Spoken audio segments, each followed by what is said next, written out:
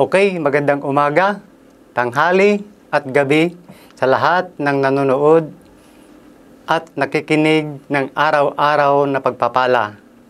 Ako po si Pastor Andrew, nagturo po sa Golden Creek Outreach, isa pong pinakamayaman sa barangay ng San Mateo. Dahil ang pangalan pa lang ay Golden Creek. Yan. So, bago po tayo magpatuloy, tayo muna ay manalangin. Thank you, Lord. Dakilang Diyos na makapangyarihan sa lahat. Panginoon, maraming salamat o Diyos na sa pagkakataong ito, na sa araw-araw ng aming buhay, patuloy mo po kaming ginagabayan. Hayaan mo nga po, Panginoon, na habang kami ay nagpapatuloy, na nakikinig ng iyong mga salita, ay dalangin po namin, O Diyos, na ang bawat salita mo namin pong mapakinggan, ito, Panginoon, ay magbibigay pundasyon ng aming pananampalataya. Sa pangalan ni Jesus, Amen. So sa ating pong pagpapatuloy, ang text po natin ay dito po sa Isaiah 40, verse 31. Na ang sabi po dito, ngunit muling lumalakas at sumisigla at nagtitiwala kay Yahweh. Lilipad silang tulad ng mga agila at sila ay tatakbo, ngunit hindi sila mapapagod. Ngunit hindi sila mapapagod at manghihina. Yan po yung attitude ng isang Kristiyano. So ang sabi po dito, ang sino man daw po nagtitiwala sa Panginoon, duman man tayo sa time na tayo ay manghihina, binibigyan po tayo ng isang maganda at panibagong kalakasan na kagaya po ng isang agila. So ang ating pong pag-uusapan, sabi po dito, ang topic po natin, ang pamagat po ng ating pag-uusapan, mga kapatid, mga kaibigan, mga pinagpala, sabi po dito, sabi nga, you are stronger than you think. Tayo daw po ay meron tayong kakaibang kalakasan na pag tayo ay dumaranas ng iba't ibang pagsubok. Nakagaya po ng isang agila na alam niyo po ang isang agila, bago dumating yung bagyo ay nasa ibabaw na siya ng bagyo. Ganun din po tayo, bago dumating yung pagsubok sa buhay natin, meron na pong hinanda ng Panginoon na kalakasan. Meron tayong extra energy. Sabi po dito, number 1, na bibigay sa atin ng Panginoon, sa gitna daw po ng mga pagsubok, ay hindi tayo sumusuko. Dahil ang sabi po dito, sa Philippians 4:13, sabi nga po dito, I can do all things through Christ who strengthens me. So, pag dumating po yung mga trials sa ating buhay, di po ba, hindi tayo sumusuko, bagkos binibigyan po tayo ng kalakasan ng ating Panginoon. Ganyan po yung attitude ng isang mananampalataya. At ang pangalawa po, nasabi po dito na mayroon tayong kakaibang kalakasan na you are stronger than you think. Meron po tayong kakaibang kalakasan. Sa kabila ng mga trials, sa kabila ng pagsubok ng ating buhay, tayo ay may nakareserbang lakas na nanggagaling sa Panginoon. At ang pangalawa, sabi dito, kapag tayo daw po ay dumanas ng mas mahirap na sitwasyon, lalo tayong tumatatag. Parang exercise po ng pananampalataya natin yung mga trials sa ating buhay. Di po ba? Lalong tumatatag yung ating pananampalataya. At ang pangatlo po, na kakaibang kalakasan na ibinibigay sa atin ng Panginoon, kapag ikaw daw po ay dumaan sa kabiguan, sabi nga dito, mabilis kang magpatawad. Sino po dito yung nasubukan ng mabigo? Di po ba? Lahat naman po tayo, dumating po tayo yung, minsan may napakataas yung pangarap natin, minsan hindi nabibigo tayo. Kaya lang sabi po ng Panginoon, pag dumanda po tayo sa sitwasyon na tayo ay medyo nabibigo na, sabi nga sa Romans 8:28, all things work together for good for those who love God. Dapat hindi tayo hihinto doon. Dapat hindi tayo mababalaho doon. Amen. Amin po ba sa mga nakikinig dyan at sumusuporta ng araw-araw na pagpapala? Ibig sabihin daw po na pag daw tayo ay dumaan sa pagkabigo, mabilis daw po tayong magpatawad. Dahil unang-una, ang Diyos ang siyang nagpatawad sa atin. Dahil po pag hindi tayo magpatawad, hindi po didinggin ni Lord yung ating panalangin. Hindi po niya diringgin yung ating panalangin dahil ang Pag hindi tayo magpapatawad, yun po yung bara ng ating panalangin. Dahil sabi po sa Mark 11:25, sabi po dito, kapag daw po tayo ay manalangin, patawarin muna natin yung mga nagkasala sa atin. Minsan, alam niyo po, mayroon kaming Bible study, minsan ako po ay isang bikers. Na topic po namin dito minsan yung tungkol po sa forgiveness. Mayroon po dong isang biker, sabi niya, paano ako magpatawad? Masakit yung nagawa niya sa akin. Halos patayin na niya ako. Di po ba? Paano ako magpatawad, pastor? Parang ikinundin po na siya. Marami siyang kasalanan sa akin, sabi niya. Pero sabi nga ng Panginoon, sabi nga, ayaw mo ba?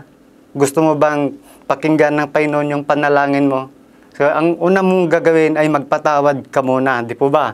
So, sabi dito, sa Isaiah 43 verse 18, sabi po, ilibing mo na daw sa limot at huwag nang alalahanin pa ang mga nangyari noong unang panahon.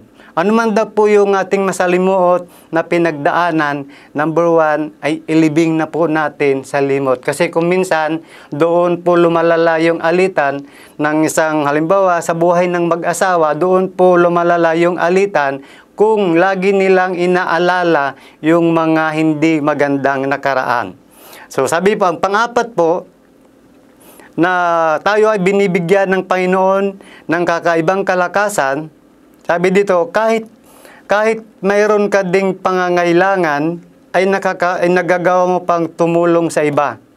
Dahil, pag tayo ay tumulong, sabi nga ng Panginoon, ang taong matulungin ay luluwag ang kanyang pamumuhay. Ang taong mapagbigay ay lalong yumayaman. Madalas po naming na-encounter yon. So sabi nga, kahit magkaiba daw, kahit daw po yung sitwasyon natin, similar po yung ating mga sa kinakamsilan po natin, kahit parehas yung ating sitwasyon, pag mayroon nangangailangan, magagawa po natin magbigay ng tulong sa Panginoon, ng tulong. Dahil, sabi nga, mas maganda yung tumutulong, mas maganda yung nagbibigay kaysa yung humihingi. Ano ang gusto mo? Yung humihingi o yung nagbibigay? So sabi po, bilang pagtatapos, sabi nga sa pahayag, sa Revelation chapter 2, verse 9, sabi po dito, nalalaman ko ang mga kapighatian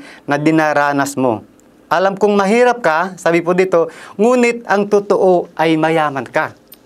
Nalalaman ko rin ang mga paninirang puri sa inyo ng mga hindi tunay na Hudyo, ngunit ang totoo, sila nga ay kampon ni Satanas. Ibig sabihin, meron lang po akong short testimony dito sa sinabi ng Panginoon na nalalaman ko ang mga kapighatian na dinaranas mo. So one time po kami po ay nag-date ng mag-asawa doon sa Timberland. Siyempre, backride ko siya. So hindi po inaasahan, mayroon pong biglang tumawid na alley at siya po ay nabundol po namin. Habang po nakahiga sa gitna ng kalsada yung amin nabangga, siya po ay nawalan siya ng malay, kami po ay dinumog doon. So sabi po yung isa, nakahidlak po sa akin sa helmet, yung laki ng katawan, anak daw niya po yon. Yung isa naman po ay sumusuntok sa likuran, sa tagiliran, sinusuntok niya po ako. Ang hindi ko makakalimutan, na sabi nga yung tayo ay dumaranas ng kapighatian, yung hindi ko makakalimutan, yung bigla kong salakayin ng isang mama na malaki ang katawan, may hawak po siyang karit. No, yung time na yun, nagigilitan na po ako ng liig, sabi kasi po nakahidlak ako sa helmet, nakahidlak yung helmet sa akin na gano'n. Biglang may lumapit sa akin, nagigilitan na po ako, may dala siyang karit na puro kalawang. Biglang sumigaw po yung asawa ko, sabi in Jesus' name. So powerful po ang salita ng Panginoon. Yung time na yon, pinikit ko na lang din. Sabi ko, Lord, baka magkikita na po tayo. Muntik na tayong magkita, Lord. Kaya sabi nga po dito, the righteous person may have been in trouble, but the Lord deliver him from them all.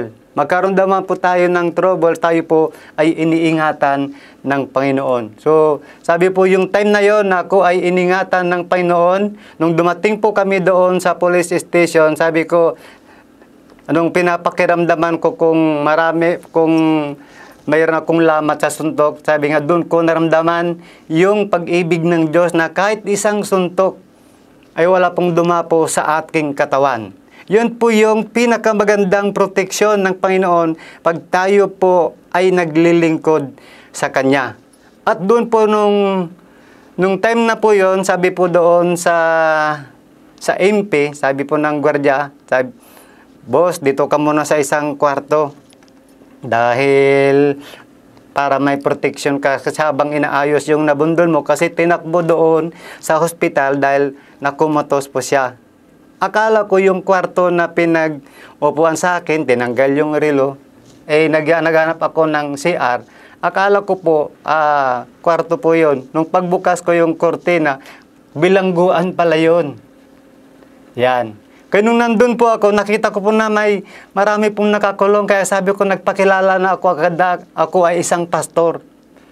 So doon po, nakita ko po naramdaman ko po yung protection ng Panginoon. 6 na araw po ako doon sa loob ng kulungan. Pero nung nandun po ako, napaka-peaceful po doon sa loob ng kulungan. Akala ko nga nandun si Silas at saka si Pablo. Kaya lang po, nung nandun po ko, sabi po ng gwardiya sa amin, "Pastor, habang nandyan ka, ikaw muna mag-counsel sa kanila." So sabi nga, tuwing umaga, meron silang tinatawag na pumping, nagpo-produce water. Kaya sabi ko, "Lord, sana naman exempted ako dyan." So nilapitan ako ng gwardiya, "Pastor, exempted ka dyan." Kaya yung protection ng Panginoon, patuloy tayong iniingatan pag tayo ay nagtitiwala sa Kanya. Kaya nga, sabi nga, "The righteous person may have many trouble, but the Lord deliver him from them all." Ano man daw po yung mga struggle nating sa buhay, agad din yan maiibsan. Kung sa palagay mo, kapatid, na ikaw ay nakabalaho ngayon sa problema, sabi nga, nandyan ang kamay ng Diyos na lagi kanyang iaahon. Kaya lang po mayroon siyang requirements na kailangan magkaroon kayo ng tamang relasyon sa Panginoon. Gusto mo ba, kapatid, na sa pagkakataong ito ay magkaroon kayo ng tamang relasyon at tamang communication sa Panginoon? Wala kang ibang gagawin kundi tatanggapin ang Panginoon na bilang tagapagligtas sa Kanya. Sabi nga sa John 1:12, lahat ng sumasampalataya sa Panginoon ay binibigyan niya ng karapatan maging anak ng Diyos. Kapag mayroon na tayong tamang relasyon sa Panginoon, pwede kang maglambing sa Panginoon kahit anong oras, 24/7, nakaantabay ang Diyos sa atin. Kung handa ka, mga kapatid, kung gusto mong maibsan lahat ng mga suliranin mo sa buhay, kailangan tanggapin mo ang Panginoon na tagapagligtas ng iyong buhay. Pwede ka bang sumunod sa maikling panalangin na ating gagawin sa oras na ito? Pwede mo bang itaas ang iyong kanang kamay bilang pag-surrender sa Panginoon at ikaw ay sumunod sa maikling panalangin na ating gagawin sa oras na ito? Sabihin po natin, "Dakilang Diyos na makapangyarihan sa lahat, ako po'y lumalapit sa iyo at humihingi po ng kapatawaran. Panginoon, patawarin mo po ako sa lahat ng nagawa kong kasalanan. At binubuksan ko po ang pintuan ng aking puso. Tinatanggap kita, Panginoon, tagapagligtas ng aking buhay. Sa pangalan ni Jesus, Amen." Pag ginawa mo yun, kapatid, sabi nga ng Panginoon, isa ka ng bagong nilalang. Muli, maraming salamat po. Sa pangalan ni Jesus, tayo po ay pagpapalain muli. In Jesus' name, Amen.